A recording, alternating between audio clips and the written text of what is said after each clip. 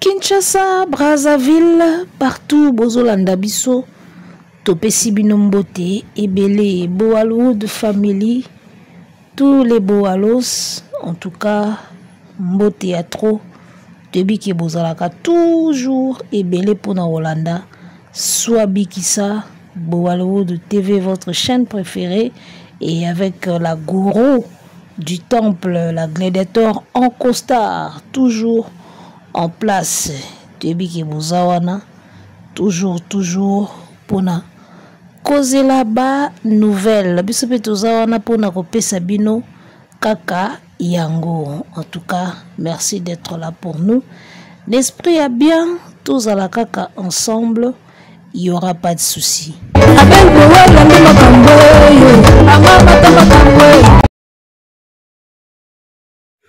Alors, tovandi kaka boye, tout le monde a réseaux sociaux et indi, ba pandi na ba page, oh nini, la chanson Un coup de Fally Ipupa, et uti kozwa single d'or nango, o bayembana Dadju, ezu single d'or. Ezu single d'or wapi, ezu single d'or export certifié na CNM. CNM eza nini? Centre national de musique. Alors lelo, toye to sala banquette toyeba, soki ya solo, certification yango eza penza ya solo. Donc toko kota pena to checker to koti na site ya CNM, to checker toyeba vraiment soki eza ya solo. Makambo bazoela biso parce que ya lion makambo ekomi ko kendela. Ba système ba kosa leka oyo, il faut to landela ka makambo nyonso à la loupe. Il faut to landela makambo nyonso à la loupe. Alors, to bandana nous, to expliquer bandeko o ta mususu bayebaka te Centre national de musique ezali nini et CNM. Alors, awa balobi Centre national de la musique ezali Centre national de la musique est un établissement public à caractère industriel et commercial créé en 2020 et placé sous tutelle du ministère de la Culture et de la Communication pour une loi du 30 octobre 2019. Le CNM a été créé au 1er janvier 2020. Centre national de la musique est un établissement public à caractère industriel et commercial. D'accord? Ba créé en 2020. Dans établissement public, au bomoni na photo ana, établissement moro public à caractère industriel et commercial. Donc il y a bâtiment moro boye kande to monaka soko nini établissement neti ba sokoda ba nini sonika ba nini. Mais yango sikoyo basalango pona côté industriel na commercial. Donc elandelaka tout ce qui est commercial et puis industrie ya mambo Italie musique. C'est au Centre national de musique wana est certifié ka elandelaka pe ba certification ya ba disque ya ba artiste. Alors total siko musala nini esalaka penza poto ye ba centre ango établissement public ango CNM esalaka musala nini.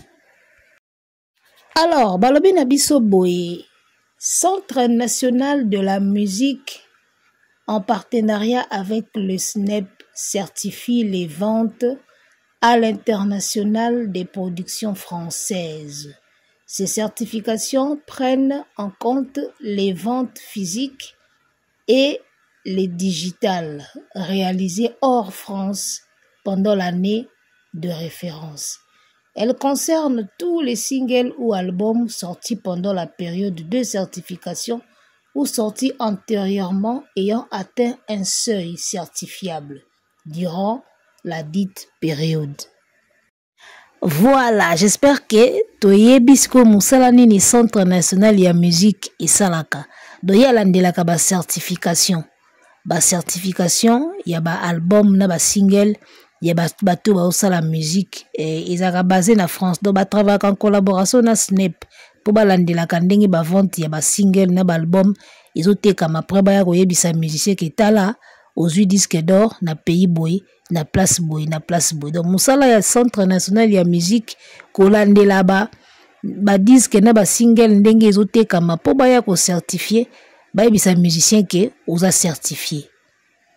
Alors na certification wana ezalaka ba export eza hors France nde bango balobi parce que je parie que baza basé na France pour ba travailler en collaboration na SNEP. Alors tokende siko kotala certification oyo ya Fally Ipupa na Dadju ebimi mukolo nini eza ya ane nini eza ya date nini parce que bato faut kofungwela bango misu so fungweli bango misu te ekozalaka oyoka okosalika tokota sikoyo tocheke sikoyo na kati toyeba sikoyo si réellement baza certifié. Bon biso wana tokoti bakomi nini certification 2024 obike na luki certification 2025 na moni eloko ebimite na moni ka 2024 na bibo lokola baotiaka 2024 tout ça ni tokotaka na 2024 ango lokola pesa année passée ta mususu makambo evandi ndikuna pour 2025 na moni te na moni certification na bango esuki na 2024. Alors biso wana tokoti tobandi ko scroller tobandi ko luka tobandi ko zoomer ba page wana nyonso ozomona ba liste ya ba kombo ya ba artiste oyo baza certifié na 2024 batie ba kombo ya ba artiste batie ba kombo ba label na kombo ba maison de distribution na bango et puis na ba chiffre oyo esali et puis na disque modèle ya disque nini azui soki platine batie platine soki or batie or. Bozo mona bandeko na ngai biso wana na kati tozoluka toza koluka luka kae biso wana toza koluka toza ko scroller toza koluka liste mulai na bisayo eza soki 9 page mobimba 9 page mobimba ezawa na bakombo yango mike voilà bagimse badajue bagimse ta gimsi wana kobaladi wana Alpha Blondy ye Alpha Blondy azwaka certification tilelo wana tozoluka wa ba titre ba nzembo tala ba label awa ba distributeur Sony Music Entertainment ye wana awa tozoluka ka certification ya Dadju na Fally tozoluka biso wana toza koluka luka ka tala ba platine ba or omona osko côté liste ya ba disque tozonga na ne bandi la page to zoomer voilà en tête ya page yango bakomi nini nouveauté single batie date de sortie batie titre ya album et kombo ya artiste kutu date de sortie nom de l'artiste na mupandi batie titre de la chanson biso wana tozoluka SDM ye wana leki ye ba certification obiki ana ba artiste Wereno ye wana Wereno oti kokufa pe a sonam azwaki certification na ye o ba single tala oyebeza na ba artiste oyo bazosakana na ba disque neti na filme eza na ba artiste bazosakana na ba disque ya kosakana te donc tali pena boye voilà nouveauté single toye date de sortie nom de l'artiste batie date de sortie batie artiste batie titre nzembo wana kotia titre awa baye na label kombo label na ye oye produire nzembo awa baye na distributeur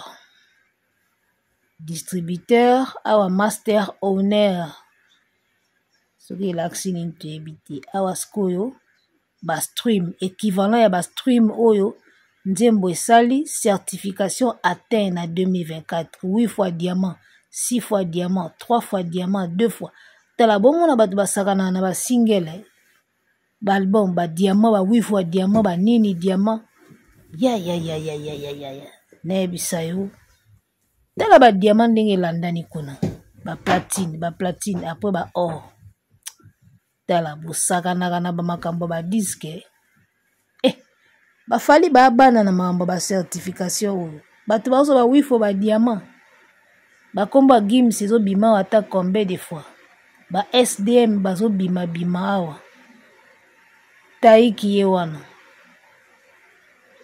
ba kombo ezo bima awa fort siko mwana mai na biso aza wapi legende na biso ya Congo aza wapi taiki ye wana ba kombo nini wana ba SCH PLK Imra Amza soki Amza wana zaka na Warner bazaka na nini na fali nouveauté album touti na ba nouveauté single déjà te nouveauté album yango tokoti na nouveauté album date de sortie artiste bon tokoti siko na back catalogue single tout le monde a fali te date de sortie artiste back catalogue single Gims ye wana Indiana soki na nani tozo kende Gims azozala pa Gims yango atiaka monoko kombo Gims ezozonga souvent aya na Kamura ye wana aya na Kamura Kalashi ye wana tozo défilé tozo luka batu basakanaka ba certification baza ba certification ya featuring te ya bango moko bakombo nini na omona mwana mai na biso aza wapi legende na biso ya Congo aza wapi Pascal de ba obimawa ba Gims fit Lil Wayne na nani ezi certification Solkin ye wana oh boy Edith Piaf Edith Piaf batu bakufa ba continuer kozwa ba certification Dalida motu sia kufa zozo a continuer kozwa disque omoni ba artiste Joe Dassin azui certification batu basi bakufa na bango omona musique Joe Dassin ye wana Dalida ye wana Edith Piaf bakufa mi bazo continuer kozwa ba certification les gars Dadju ye wana Gims ye wana bongo mwana mai azapi mwana mai ya Levis pe ye wana ya Levis pe abendi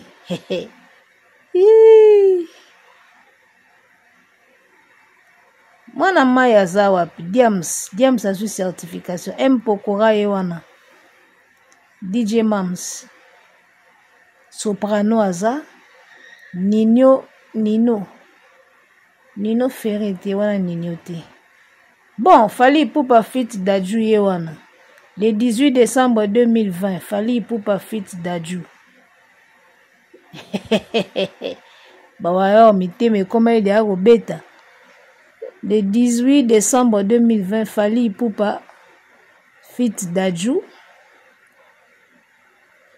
tutamboli ya poto ya omona bato yango wana date de sortie le 18 décembre 2020 Fally Ipupa fit Dadju titre de la chanson un coup yango wana Electra kombo label Electra France kombo distributeur Warner Music France voilà distributeur Warner Music France PKK voilà chiffre certification yango wana 18 000 et quelques soki nini et kombo disque d'or donc voilà tomoni quand même aza na liste tala liste mulai tala bato ebele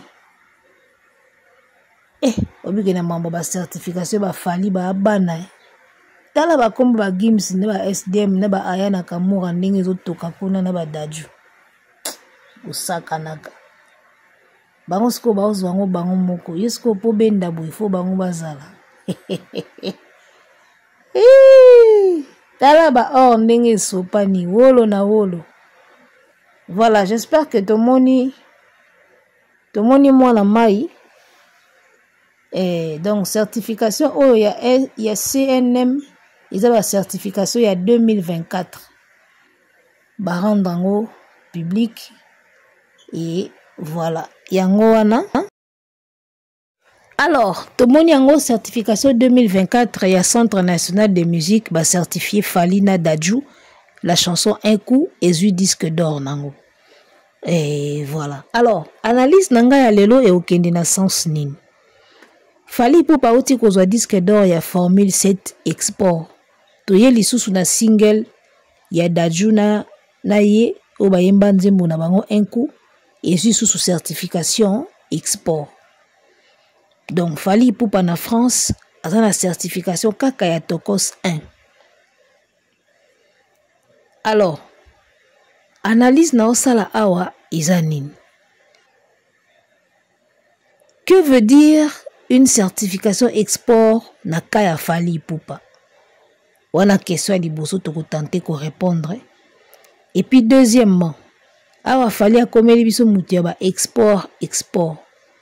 Tolo ba ke Fali Ipupa asali retour na marché ya Afrique, retour na marché du disque africain. Akokani suko teka na France te. Akokani suko teka na France te, asali na ye retour na marché du disque africain. Pourquoi nazolo ba marché du disque africain? Parce que nga ponanga ba export ya Fali ponanga parce que ba komi kuna ke CNM a certifié ka ba disque export o eza libanda ya France. Siko libanda ya France ponanga Isa Afrique. Pourquoi nous avons que Libanda ya France Isa Afrique? Parce que ba pays ebele ya Libanda bazana ba maison na bango oyo e certifiaka ba disque. Siko soki CNM ayebisi biso ke azo certifié Fali export en dehors ya France. En dehors ya France wana soki eza Belgique, c'est que y a Belgique ne faut certifier.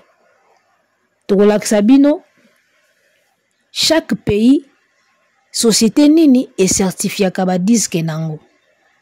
Et vous remarquerez que CNM, Centre National de la Musique, a commis kaka single d'or export. Mais ba mentionner PIT. Alors le la bango va mentionner PIT. Et à la Formule 7, et à la Un coup. Il y a Dadju. Nga nazo tiango na Afrique. Parce que ceux qui sont en Afrique, il faut société ya pays oyo, ils sont en Europe, tout en Amérique, et pe sabiso certification wana. Lokola ba pays wana, ils ont pe sabiso te, ce qui veut dire que azote kamana e kaka na Afrique. Alors, to banda siko kotala chaque pays, société nini oyo, ils sont censés et certifié ka ba disque na ba single o yezui certification. Alors, tobandi na Allemagne. Balobi en Allemagne, ce sont les entreprises qui certifient et qui remettent les récompenses, lesquelles sont rapportées à IFPI. Omoni. Donc, na Allemagne, de na Allemagne, ba entreprise ndemutu et remeta ka ba récompense ba ezaka rapporté na IFPI. Donc ce qui fallait azwa ki certification na Allemagne, to linga to mona IFPI mutu a rapporté ango. Toye na Australie, balobi en Australie les récompenses sont certifiées par Australia Record Industry Association. Na Belgique, les récompenses sont certifiées par Ultra Top. Bozomona. Toye na Canada, balobi na Canada, les récompenses sont certifiées par le Canadian Recording Industry Association. Donc, Kriya na Mukuse. Toye na Corée du Sud, balobi, les récompenses na Corée du Sud sont certifiées par la Korean Music Content Association, KMCA, wana na Corée du Sud. Aux États-Unis, les récompenses sont certifiées par la Recording Industry Association of America, RIAA.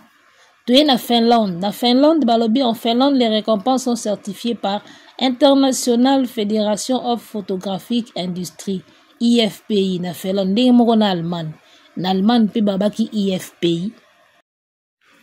bozomona o tozo sala musique internationale na États-Unis ba certifié yo, na Finlande ba certifié yo, na Corée du Sud. Ah, Nzambe. Toi na France, place ba monela na France, les récompenses sont certifiées par le SNEP et UPFI. Voilà déjà toyebi. Na Irlande, eza les récompenses certifiées par Irish Recorded Music à voilà, Irish Recorded Music Association, wana na Irlande.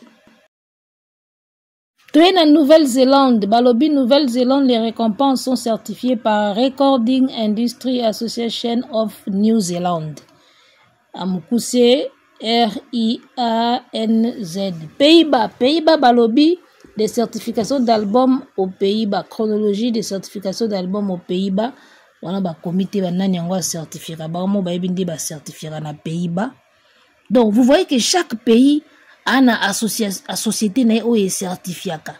Siko ba pays o tout na ne certifia nango validité. Bozo mona makamanga na zo mona. Toi na Royaume-Uni, les récompenses sont remises par British Phonographic Industry. Depuis 1973, les seuils yango wana. Na Suisse, depuis 2017, les seuils pour les singles et les albums sont bon. Na Suisse pe bachete, batika seuil, bango ba ebina na certifié na Suisse. Alors, j'espère que tokosuka wana. Alors, bon, j'espère que bomoni ba pays nyonso oyo na tangiawa, États-Unis, Nouvelle-Zélande, Pays-Bas, Suisse, Allemagne, Irlande, Finlande, bomoni. Ba association nyonso na ba pays oyo na tangi nanu e certifié nango falite banda falia banda carrière na ye ya ki hasele ya ki numéro 1. Do falia bomela biso nzoto ka na Snap. Na Snap abenda moko na ye na tokos. Oh, tozo sala musique internationale. Tiko ba pays o nyonso na tangi na ba société na bango o certifié ka na ba pays wana. Nanu ba certifié falite na Belgique, nanu ba certifié falite falika à France. Même maison o certifié na Belgique, nanu certifié nango falite. Falika à France, soki France te export wana ezo uta nango Afrique. Bobo manabino nzoto te. Pour ce qui est Afrique te, il faut te mona ba société tout autant ya ba pays wana est certifié. Single d'or, il y a un coup. Il y a yena daju. Export wana. Ils ont un pays où tout autant ya wate. Et donc on peut conclure que ils ont en Afrique. Donc ba export ya fali so totali bien, ils ont ba seuil oyo aza ko atteindre na ba vente ya Afrique. Vous remarquez que CNM a certifié Fali 3 fois. Export PKK. Donc 3 fois export. Formule 7 export. Un kuna daju export. Et puis Platino Azona Ayana Kamura. Dans Zimbabwe. Et ça peut export par CNM. Donc ba plan on a tout été comme en Afrique. Pour ce en Afrique te, ba Combo ba pays ne tout tangi ba Pays-Bas, ba Suisse, ba Finlande, États-Unis, Canada, il faut qu'on ait ba certifié. Donc, ce qui bomoni, CNM a certifié Fali Export, Yebaga et Outi Afrique, Bavante Afrique. Donc, je tenais vraiment à faire cette émission pour te éclaircir ma camo. Parce que, qui est international, otozo luka oyo, ba pays nyo sototi ko tangawa, na ba société nango oye certifiaka, nanu ba certifia Falite. CNM azo la musala ya ko kongoli la Fali ba certification oyo azo teka na Afrique. Donc, Fali, il peut pas bon retour sur le marché du disque africain. Bon retour dans le marché du disque africain. En France, au Bendaga Tokos 1. Baya Nakamura, Bayaki, Baakeli, Bayaki, Bachepwa, au Bendi na France. Oh, tout est tikali, au Bendaga en Afrique. Au Tekaonka en Afrique. Donc, les gens Nabiso, Azoli Biso disque na France, Kamoko, na Tokos 1. Ba disque tout est tikali. Azobendango en Afrique. Ba export wana ngana za sûr et certaine et anango ba vente en Afrique. Bobo malabino nzototi parce que to moni ba vente ya chaque pays banani ba certifier rango. Donc yeso ki azobenda ya Centre National de Musique eza o ba kongolela en Afrique. Et wana nga sikoyo logique nangi eza ndingo wana. O tozo sala musique internationale na Pays-Bas basi ba certifier yo. Bomo na maambango tolobaka o international na Pays-Bas ba certifié yo, na Finlande, na Allemagne, na États-Unis, na Canada. Totali ba maison de certification ya chaque pays awa. Est-ce que basi ba certifié fali na Pays-Bas, na Canada, na États-Unis? Ozomona. Donc mona mai abundaka na France place label nezalaka. So na France te export na ye uti na Afrique. Ozomona. Donc carrière moko boye ya ba chapwa. Ya ngala lobaka disque d'or ya formule 7 eza différente na ba disque d'or ya TH ya JB solo la be ya Wera loi ya Koffi Olomide na ya Fabregas ya nango différente. Tout eza ba vente te kama en Afrique. Tout formule 7 était comme en Afrique. Export wana euti na Afrique. Ndenge ba loi était comme en Afrique. Ndenge ba TH na ba solo la bien na ya Fabregas azwa qui était comme en Afrique. Alors moi je trouve que le seul disque d'or dont Fally Ipupa doit être fier isa disque d'or ya droit chemin. Parce que wana muta simbaga na liboko tiki yaka tokende. Ya disque d'or azwa pena na mutoki ya album ne aliboso. Et peut-être pena formule 7. Ba disque d'or au fois la nango fier parce que ba disque d'or ba daju ba opesa yo tôt ou tard yeba ki ba rappeler yango.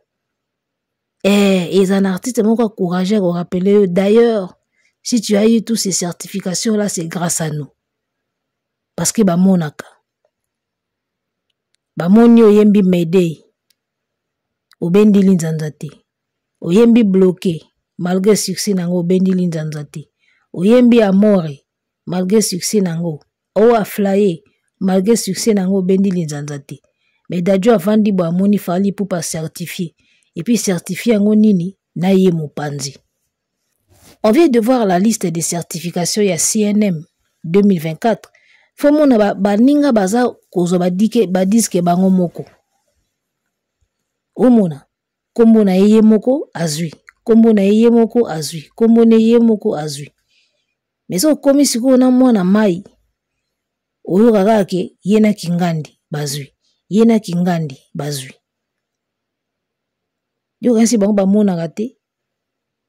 Un jour, artiste moko encouragé au rappeler en que d'ailleurs ce qu'on va dire que c'est grâce à nous. So bango te ba na bango. Que s'il a eu ce disque là, c'est grâce à mon père. Donc, na minute oyo nga théorie na nga izaka ke Fally Ipupa asali na ye retour na marché du disque africain. Ba export na ye iza na en Afrique. Ozomona. Comment bino boya oyebisa biso que formule 7 eza album à liboso ya rumba ezui disque d'or. Du moment où était comme en Afrique. Disque d'or à formule 7 eza na France te. Et après na Belgique te, na Pays-Bas te, na Finlande te, na Allemagne te, na Canada te, na États-Unis te. Pour tout le monde na Nouvelle-Zélande te. Tout le monde ba pays tout awa na ba société o certifiera bango. Au monde que formule 7 ezwa disque kuna te. Donc export na ye eza ya Afrique. Ngabna na confirmer ngo bongo. Export na ngo eza ya Afrique. Siko Koffi ateka na Afrique, ba tutu bazo ba disque d'or ba teka na Afrique. Siko yo pe soko teki Afrique. En quoi disque d'or ya formule 7 eza extra kolika ba disque d'or ba Koffi bazwa. En quoi? Parce que eza centre national ya musique ya France nde zo landelango, non?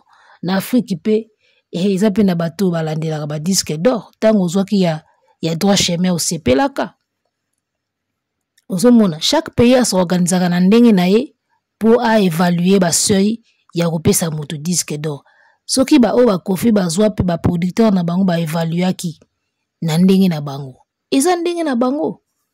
Chaque pays s'organise comme il peut pour certifier ba vente na ye.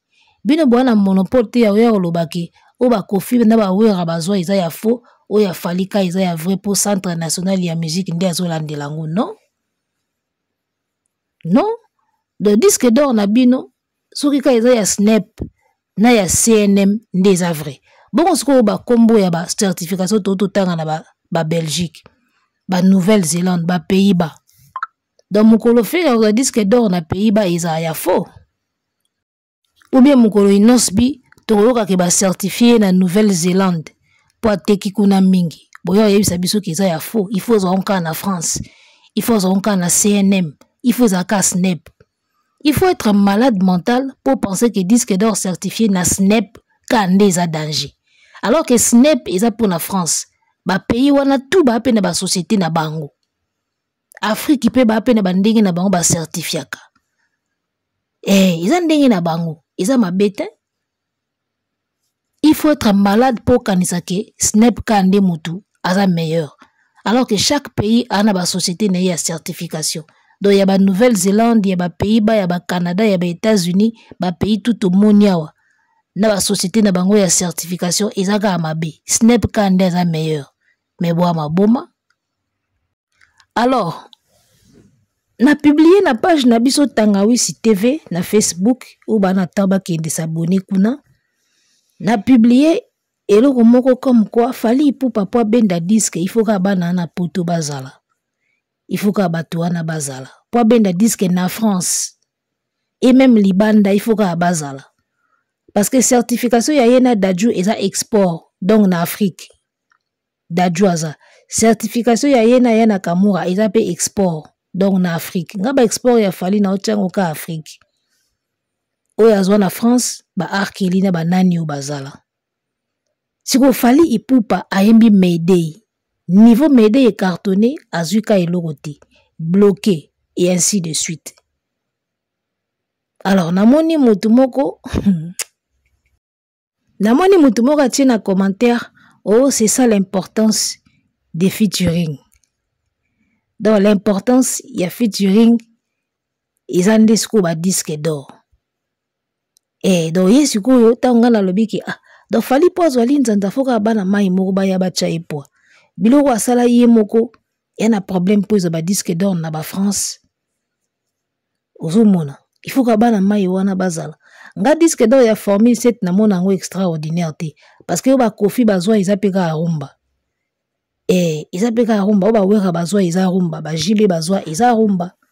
De Formule 7 boyela nga ngo te comme premier album rumba besoin disque d'or lukuta ya osakana te banda le otilobi.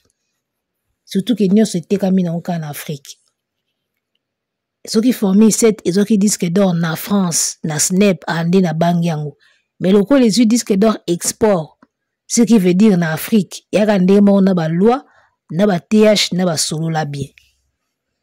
Alors, mutuana na commis na commentaire, Fally azwa ngana commis Fally azwa disque d'or ka so banani o baza na banani o baza. Abi c'est ça l'importance des featuring. Mais na ebiti réponse wana il faut tout sekango tout monango normal. C'est ça l'importance des featuring. Donc on va faire des featuring toute notre vie alors. On va faire des featuring toute notre vie. On va faire des featuring pendant toute sa carrière pour na ko espérer qu'on soit disque d'or. Tout côté la liste ya CNM ya certification. Bomoni baninga bazo so ba disque d'or ya bango moko. Et puis bazozwa en collaboration. Mais moi na mai na biso azwa kaka na baninga mosusu. Oyebi na vie soki basimbe yo na liboko po bakoti so na terrain moko. Il faut qu'il arrive un moment où muto ozala soute yo moko pe kota wana. Moi je pense que ba featuring c'était juste pour permettre à kota na catégorie moko ya bato bazora ba disque. Et après tu peux te passer na batuana ou continuer ce qu'on a disque dans yo moko. Tant que vous avez disque na yo, la France yo moko te, il faut que batoa na bazala. Ou comme il la dépendant na bango. Donc comme il y mutumo batindi ka apela te. Parce qu'à un moment souvent na mai bati au poids. Ozu disque moko. Il a ce qui bateki yo. Continuez sur yo moko. Continuez yo moko. Ozo comprendre. Ata muyibi.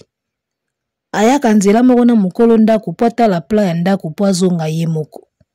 Siko yo oyaka na batu. Siko yo moko ozo kozonga te ndeni. Donc comme lokola mwana oyo ba medicine libele. Ola kola comme autonome. ba continuer ka komelisa ka eka libeli kaka. Donc Fally na musique na biso Fally eza na ye différente na ba Ferry na ba Koffi na ba Inosbi. Fally eloko asala na musique na biso oyebi eza nini? Asala lokola bandeko na biso ya diaspora. Bandeko na biso ya diaspora basala bakimi pauvreté na Afrique po bakende ko vivre na pauvreté sikoyo ya Europe. Ozomona. C'est-à-dire que bandeko na biso ya diaspora bakima kozala pauvre en Afrique po bakende na poto bazala peka ba pauvre mais na poto sikoyo. Donc ba changer ka pauvreté na bango couleur na forme. Akimi pauvreté ya Afrique o ezalaki ke soko zampiaka il faut kende kolia pa noko, faut kende kolia pa maleki. Bake sikoyo na pauvreté ya poto oyo soko za na eloko te faut kende kolia na resto du cœur. Oki ozwi ba sardine ba mapa ya resto du cœur oki lia na ndako. Donc pauvreté na ye a changé à côté na milieu, a changé à moi forme na moi couleur. Mais ça n'est pas pauvre. Et ça à peu près et là comment fallait à ça dans la musique, c'est-à-dire a na la même situation na ba Ferry. C'est-à-dire so oyembi yo moko ozwi disquete. Oyembi na yo moko ozwi no disquete. So oyembi na baninga ozwi moi disque. C'est-à-dire que azaka ndenge moko na ba Ferry na ba Koffi. Quand Fally chante seul, eloko ezati. Quand il appelle les Dadju, azui mo eloko. Ndenge moka quand Ferry chante seul, disque ezati. Quand JB, Wera, Koffi, les Inosbi chantent seul, single ezati. Quand Fally Ipupa aussi chante seul, single ezati. Soka bengi Dadju a bengi aya, single eye. C'est-à-dire, na côté moko bana ba on a même situation. Mais si quoi meki ko kima situation wana, en s'attachant si ko na baninga. De l'eau réseau PC c'est comme moi avantage yango wana. Mais en réalité, ce que zongi si ko na angle moko, bazaka ndenge moko. Punga inga moko na zuite, yo pe yo moko zuite. Ce que yo na batu wana ozozwa. Doit changer kaka situation na ye moi forme kaka. À peu près ndenge wana. Tokobete la maboko. Pour tokobenga ngo quand même isa ba effort. Tobete la maboko parce que ozobunda quand même poza na manzanzango o baninga bazozwa te. Mais tant que kozwa kango yo moko te, ça reste un vrai souci. Ça restera un vrai souci. Donc ezoza lokola mwana oyo mukolo asimbie na liboko akatisa ye makadam po lobi ye moko ayeba kokatisa ye moko. Mais mwana azokola 20 ans de carrière akokaka kokatisa makadam ye moko te. Donc ce qui fait maintenant que il faut katsa aka na moto. Bakatisi o lelo po mona nde bakatisi yo. Po lobi yo moko ya okatisa. Mais mwana ana akokaka okatsa ye moko te. Il faut bakatsa ke kaka. Faut maman katise, yaya katisi Prince, Boulevard, papa katisa ye, noko katisa ye. Akokaka okatsa ye moko te. Moi je pense que à l'heure où nous sommes, Fally devait déjà commencer à avoir des singles d'or. Yabanzembu ya yemo kwa yembi sans featuring. Ezo sala bino ndenge nini ba Congolais, ba warrior. Fally ayembi na Arkeli, atekami. Ayembi na Aya atekami, na Buba atekami. Ayembi na bato wana tu ya France atekami. Mais kote kama wana ezo permettre yete ayemba yemoko siko abenda biloko yango yemoko. Esa bino ndeni. Atekami pembeni ya Arkeli, atekami pembeni ya Buba, atekami pembeni ya bato wana tu. Siko après kote kama wana, yaka pe yo moko ba continue ko pesa yo ba disque yango ti. Oko kozongo ka yo moko te pourquoi? Faut zaka na bango. Donc y a un souci quoi. Y a un souci. Ezo sala yo ndenge nini yo en tant qu'artiste, tous les disques que tu as, toutes les certifications que tu as, ezaka ozana bato. O yo moko penoza yo moko. Ezozo eloko moko te. Esalo ndeni. Mede oyembango yo moko ya neloko te. Kana sucre oyembango yo moko. Ebenzali nzanza te. Esalo ndeni en tant qu'artiste. wana siko oyo yoka moto sukola na kata douche amituna siko est-ce que balinganga pona ngai to balinganga pona bato wana yango siko bamituna na douche yango moto penda zo sukola na douche akangi na mai ya telemi siko bame balinganga pona ngai moko to balinganga ka pona bato wana donc nga moko atake nga moko balinganga pona nga moko te balinganga ka pona bango. Ndenge warrior wana lobaki c'est ça l'importance des featuring. C'est quoi l'importance ya yo moko artiste ezani? Importance ya featuring eza ba single d'or. C'est quoi importance ya yo moko mokolo carrière? Ton importance c'est quoi ezani? Ozomona te ki eza na mon sens te. L'importance des featuring c'est ça. To boite. C'est quoi yo importance na yo moko ezani? Yo moko zo servir na nini? Toi-même tu sers à quoi? Arrêtez la musique! Arrêtez quoi?